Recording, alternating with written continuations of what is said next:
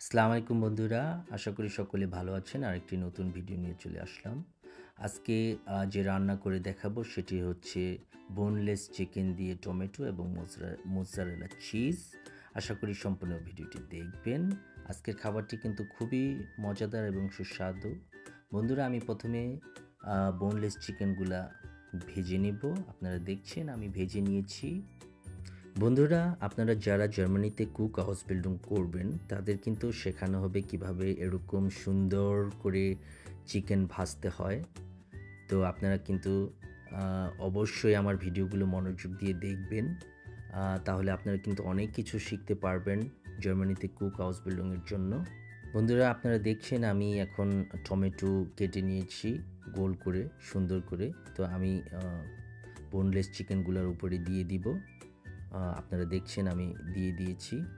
তো এখন আপনারা দেখছেন এখানে মোজারেলা চিজ রয়েছে। তো আমি এখন মোজারেলা চিজ দিয়ে টমেটো এবং চিকেনগুলোকে বোনলেস চিকেনগুলোকে ঢেকে দেব। আপনারা দেখছেন আমি সুন্দর করে ঢেকে দিয়েছি। বন্ধুরা, জার্মানিতে কুক হাউস বিল্ডিং চলাকালীন আপনাদের শেখানো হবে বিভিন্ন ধরনের রান্না পদ্ধতি, কিভাবে ভাজা করবেন, কিভাবে ওভেনে রান্না করবেন, কিভাবে আপনারা ভাপের সাহায্যে রান্না করবেন। তো সমস্ত কিছু আপনারা জার্মানিতে কুক হাউস বিল্ডিং এর মাধ্যমে শিখতে পারবেন।